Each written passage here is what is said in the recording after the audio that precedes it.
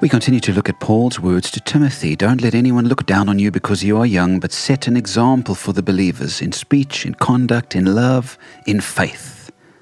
Philip Brooks defined faith like this: forsaking all, I trust him. Isn't that a good way of thinking about faith? I think it's important for us to note that faith is not simply an intellectual belief in the existence of God or a higher power or something like that. Faith is direct trust in God, having given up trusting in anything else, ultimately. Are we setting the example for this as Jesus' followers? Or do we seem to be much like everybody else, trusting in other things? There's a verse in the Psalms that says, "Some trust in chariots and some in horses, but we trust in the name of the Lord our God." Psalm 20, verse 7. That's faith, abandoning the trust you have in material things and trusting in God. And that's the example we want to set for the world. We want to be seen as people who aren't shaken when things go crazy in this world because our faith is on a fixed and unmovable figure, Jesus Christ. One of the great classic holiness books is The Christian's Secret to a Happy Life. Listen to what Hannah Whitehall Smith writes.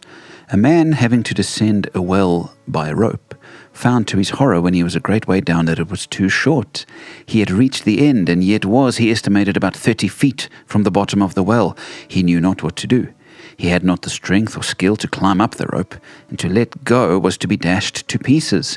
His arms began to fail, and at last he decided that as he could not hold on much longer, he might as well let go and meet his fate at once.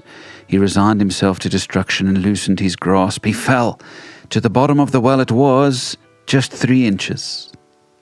If ever your feet are to touch the rock beneath, she says, you must let go of every holding place and drop into God, for there is no other way. And to do it now may save you months or even years of strain and weariness. Well, I wonder if you're at the end of your rope and you feel that you're about to fall down if you let go. But if your faith is in Jesus, then there's no need to fear, friend, because if you let go, you will drop straight into his arms. Maybe you are holding so tight to something so that you can control it and have it the way you want it to go.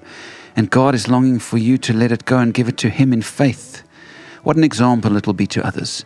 If you can say of your big burdens and worries and struggles, they're tough, but I've given them to God, and I believe he will use them for good.